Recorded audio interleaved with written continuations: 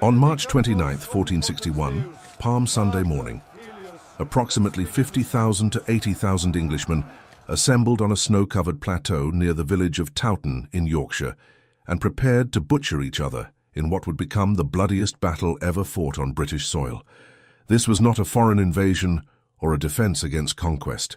This was Englishman versus Englishman, cousin against cousin, father against son, fighting in a civil war so vicious that contemporary chroniclers called it the slaughter of men. The Wars of the Roses had been raging for 6 years, a dynastic conflict between the House of York and the House of Lancaster over who would control the English throne. On one side stood the Yorkist forces, roughly 36,000 men commanded by the 19-year-old Edward IV, who had declared himself king just 3 weeks earlier. On the other side stood the Lancastrian army, roughly 42,000 soldiers fighting for King Henry VI and Queen Margaret of Anjou. As the armies formed battle lines in the early morning darkness, a blizzard began to blow from the south, driving blinding snow directly into the faces of the Lancastrian troops. By the time the battle ended 10 hours later, more than 28,000 men would be dead. Some estimates suggest up to 38,000, making it not just England's bloodiest battle, but possibly the deadliest single day's fighting in medieval European history by percentage of combatants killed. The Cockbeck River would be so choked with bodies that survivors could cross on bridges made of corpses. The snow would turn red across miles of countryside, and England's nobility would be so devastated that the political landscape of the kingdom would be permanently altered. To understand the absolute horror of Towton, you must understand the brutality of the Wars of the Roses. This was not chivalric warfare with rules and ransoms. This was total war where the loser faced execution, attainder of titles and lands, and destruction of entire family lines. The conflict had begun in 1455, when Richard, Duke of York, challenged the weak rule of King Henry VI, who suffered from periods of mental illness. Henry's French wife, Margaret of Anjou, effectively controlled the Lancastrian faction and was determined to preserve the throne for her son. The Yorkists believed they had a better claim to the throne through descent from Edward III. Between 1455 and 1461, several battles had been fought with both sides winning victories, but each battle became progressively more vicious.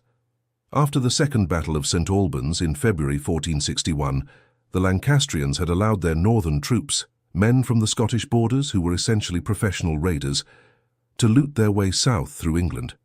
The savagery shocked contemporaries. Entire villages were burned, women were raped, churches were plundered. This created enormous hatred toward the Lancastrians and strengthened Yorkist recruitment. When Edward of York, son of the deceased Richard, Duke of York, declared himself King Edward IV in London on March 4, 1461, he was riding a wave of popular support in southern England.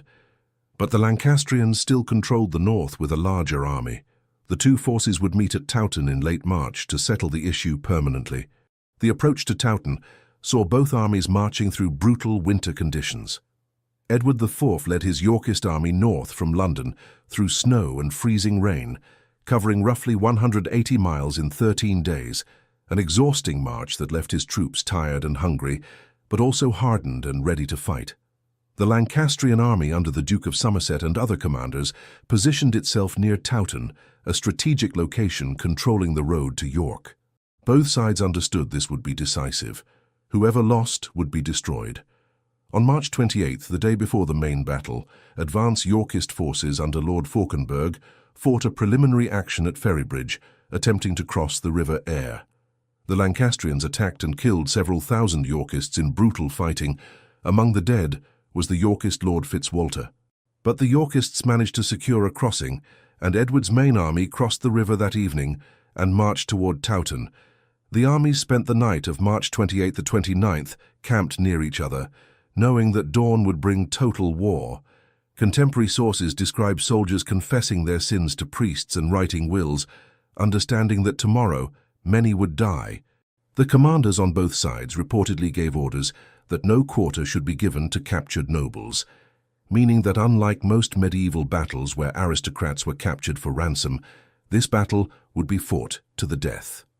The battlefield at Towton was a plateau between the villages of Towton and Saxton, roughly 1,000 yards wide and several miles long.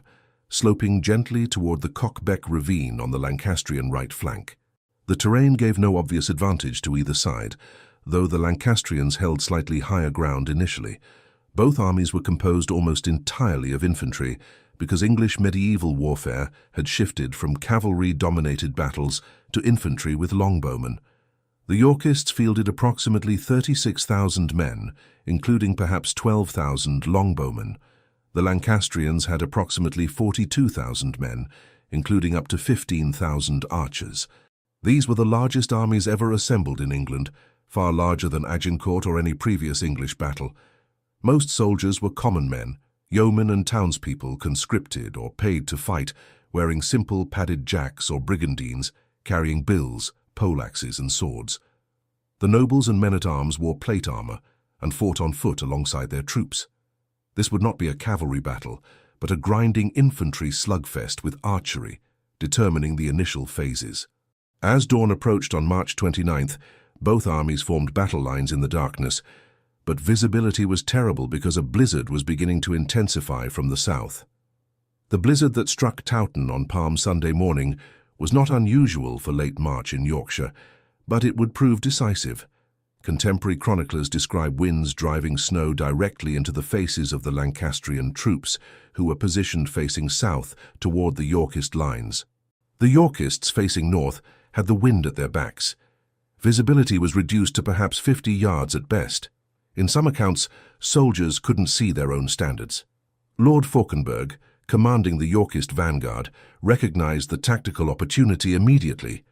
He ordered his archers to advance within range of the Lancastrian lines, shoot a volley of arrows, then retreat.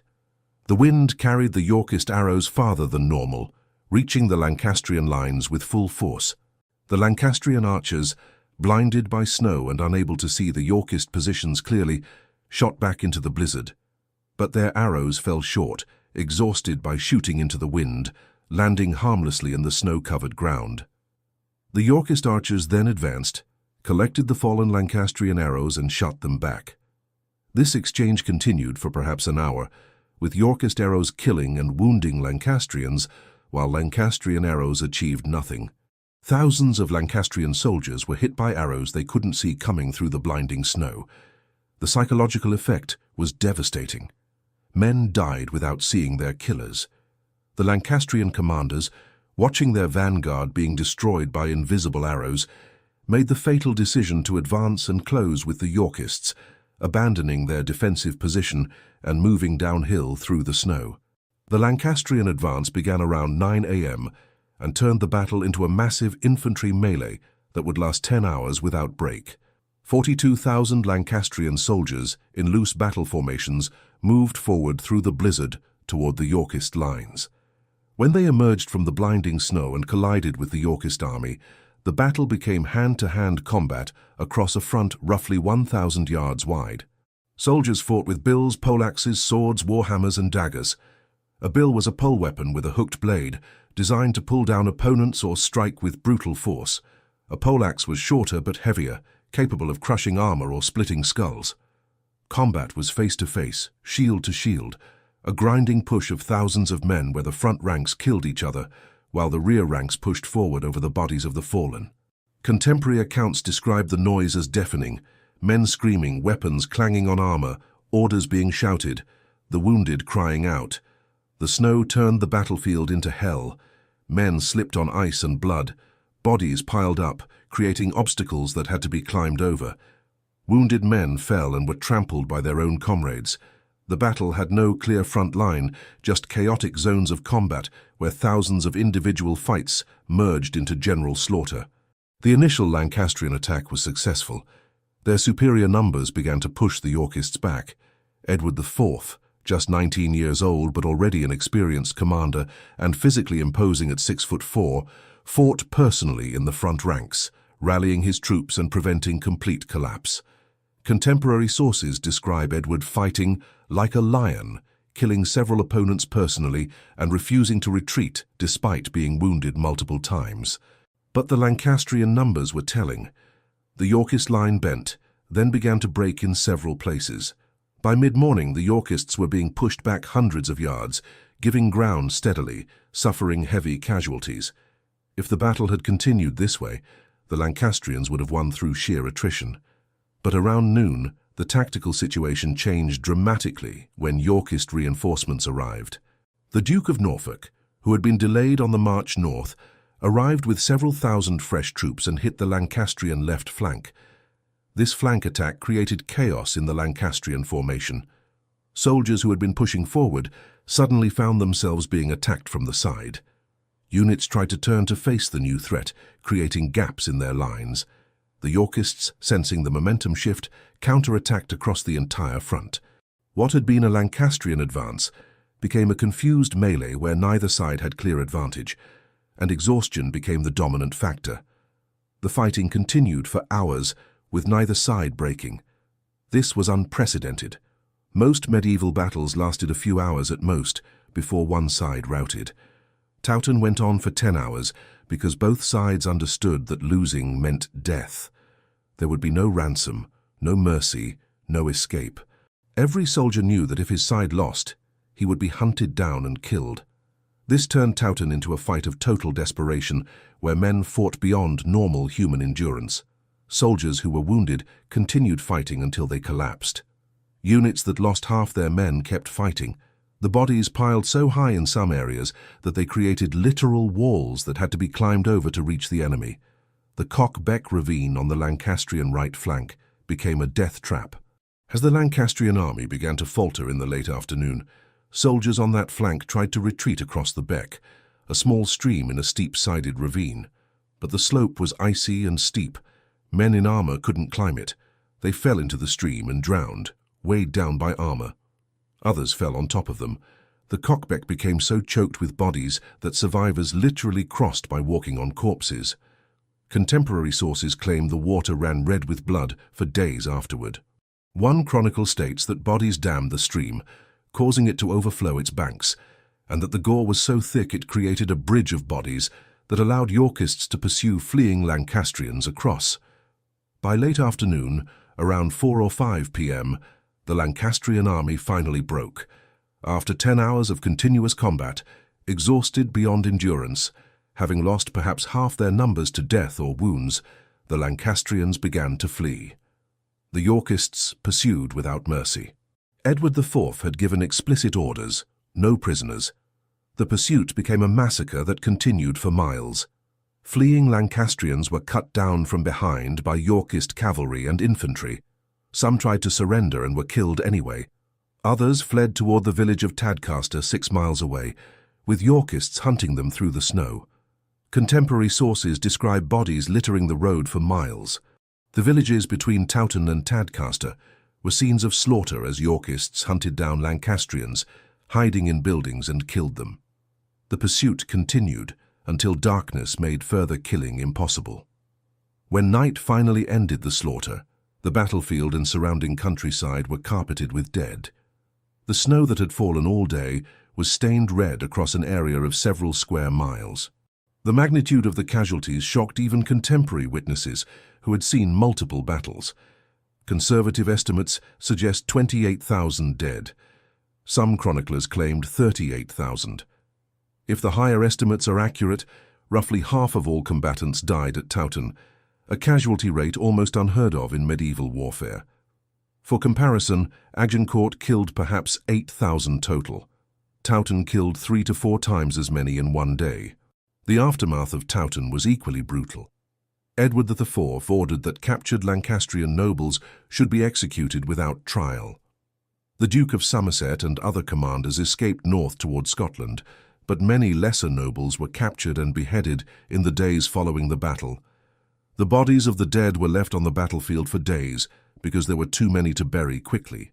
Locals eventually buried them in mass graves, but the sheer number of corpses overwhelmed the capacity of nearby villages. Archaeological excavations at Towton in the 1990s uncovered a mass grave containing approximately 50 bodies, but this represents a tiny fraction of the dead. Analysis of the skeletons revealed horrific wounds, skulls split by sword blows, facial bones crushed by war hammers, evidence of multiple blows to the head suggesting soldiers were struck repeatedly as they fell. The forensic evidence confirms the chronicler's accounts of savage brutality. These men were not killed cleanly. They were hacked and beaten to death in close-quarters combat that was more butchery than warfare. The political consequences were immediate. Edward IV was secure on the throne. Henry VI, Margaret of Anjou, and their son fled to Scotland and eventually to France, continuing resistance but never threatening Edward's power again until 1470. The Lancastrian cause was broken, their nobility decimated, their army destroyed. The Wars of the Roses would continue sporadically for another 24 years, but Towton was the decisive engagement that settled the conflict for a generation. The human cost of Towton extended far beyond the battlefield. 28,000 to 38,000 men dead in one day meant that almost every family in northern England lost someone. Villages were depopulated. Entire communities had their young men wiped out. The economic impact was severe because those men were farmers, craftsmen, and laborers whose loss created immediate hardship for their families and communities. Women became widows, children became orphans, and there were no pensions or support systems for them. They simply had to survive as best they could. The psychological trauma affected England for decades. Stories of the battle's horror passed into folklore. The battlefield became known as a haunted place. Locals reported hearing screams and seeing ghosts for generations. The immediate burial problem was so severe that bodies were still being found and buried months later. The Cockbeck ravine had to be cleared of corpses to allow water to flow again. The scale of death was so beyond normal experience that it traumatized the nation. England in 1461 had a population of roughly 2 to 3 million. The battle at Towton killed 1% of the entire English population in a single day. Proportionally, this would be like a modern battle killing 700,000 Americans in one afternoon. The impact on national consciousness was profound and lasting. The methodology of killing at Towton was particularly brutal because of the weapons used. The English bill, the common soldier's weapon, was designed to hook opponents and pull them down, then strike them while they were helpless on the ground. Soldiers would hook a man's leg or neck, yank him off his feet, then beat him to death with repeated blows. Poleaxes were designed to penetrate armor through impact force. A skilled soldier could crush a helmet with a poleaxe strike, killing instantly, or break arms and legs, rendering opponents helpless for finishing blows. Warhammers had spiked backs that could punch through plate armor with direct hits. The archaeological evidence from the mass grave shows multiple head wounds on single individuals, indicating soldiers were beaten about the head repeatedly until they died. This was not quick death. Most soldiers died slowly from accumulated wounds, bleeding out or suffocating from facial injuries while lying in the snow among thousands of other dying men. The horror was amplified by the duration. 10 hours of continuous combat meant soldiers fought until they literally couldn't lift their arms anymore, then continued fighting with whatever strength remained, then died of exhaustion or were killed by slightly less exhausted enemies. The snowstorm added another layer of misery, with freezing temperatures, wet conditions, and reduced visibility, making everything worse. The command decisions at Towton are still debated by military historians. The Lancastrian commanders made critical errors. Abandoning their defensive position because of arrow casualties was probably correct given the situation, but they failed to coordinate their assault, allowing it to become a grinding melee rather than a decisive attack. Their failure to guard their left flank allowed Norfolk's arrival to change the battle's momentum. Edward IV, despite his youth, showed brilliant tactical leadership by holding his line during the Lancastrian pressure, then counterattacking at the right moment. His personal example of fighting in the front ranks was crucial for morale. Medieval soldiers would break and run if they believed their cause was lost, but Edward's presence and obvious courage kept Yorkists fighting when many would have fled. The decision to give no quarter was strategically sound but morally horrific. It ensured that enemy nobles couldn't regroup for future resistance, but it also guaranteed maximum casualties and created blood feuds that lasted generations. Edward gained security at the cost of tens of thousands of lives and permanent enmity from Lancastrian supporters. The mythology around Towton developed quickly. Within decades, the battle was being described as divine judgment, with the snowstorm seen as God's intervention favoring Edward IV. Protestant reformers later used Towton as evidence of Catholic England's barbarism, convenient propaganda that ignored the religious complexity of the Wars of the Roses.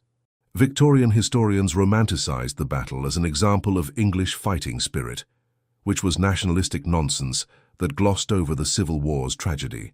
Modern historians recognize Towton as what it actually was, a catastrophic Civil War battle where dynastic ambitions led to unprecedented slaughter of Englishmen by Englishmen. The casualty figures remain disputed, with estimates ranging from 20,000 to 42,000 dead. But even the conservative estimate makes it Britain's bloodiest battle. The archaeological evidence confirms the brutality, but can never recover all the dead because they were buried in multiple mass graves that remain undiscovered. The Cockbeck Ravine, where hundreds or thousands drowned or were killed trying to escape, has yielded few remains because bodies were washed downstream or buried on site. The battlefield itself has been altered by centuries of agriculture, making comprehensive archaeological survey impossible. The long-term consequences of Towton shaped England's political landscape for generations. The Yorkist victory secured Edward IV's throne until 1470, when Henry VI was briefly restored, then definitively after Edward's return in 1471. But the destruction of Lancastrian nobility at Towton created a power vacuum that contributed to instability. When Edward IV died in 1483 and his brother Richard III seized the throne, the resulting conflict led to the Battle of Bosworth in 1485, Henry Tudor's victory, and the beginning of the Tudor dynasty. Historians argue that Towton's devastation of England's noble class actually made the Tudor consolidation of power easier because there were fewer powerful nobles to resist centralized monarchy. The Wars of the Roses ended not with reconciliation, but with exhaustion, both sides having slaughtered each other so thoroughly that the survivors lacked the strength to continue. Towton was the turning point where the conflict became unsustainable, where the human cost exceeded what the kingdom could bear. The Tudor myth-making that followed, particularly Shakespeare's history plays, transformed the Wars of the Roses into morality tales of ambition and divine justice, but the reality was simpler and uglier. Dynastic competition and noble ambition killed tens of thousands of common Englishmen who had no stake in who wore the crown but died on frozen fields because their lords commanded it. On March 29, 1461, England experienced its darkest day when 50,000 men or more gathered on a snowy plateau in Yorkshire and spent 10 hours killing each other with brutal efficiency, when the Cockbeck River became a bridge of corpses, when the snow turned red for miles, when approximately 1% of the entire English population died in a single afternoon. The Battle of Towton was not glorious. It was not heroic. It was industrial-scale slaughter, where exhausted, freezing men beat each other to death in a blizzard because their commanders ordered it, and because medieval political conflict had devolved into total war where losing meant death. 28,000 men died that day, most of them common soldiers whose names were never recorded, who died for causes they barely understood, who were buried in mass graves and forgotten except as numbers in chronicles. The battlefield itself has healed. The Cockbeck flows clear, the villages rebuilt. But the legacy remains the bloodiest battle in British history, a testament to the horror of civil war and a reminder that medieval warfare, stripped of romantic mythology, was barbaric beyond modern comprehension.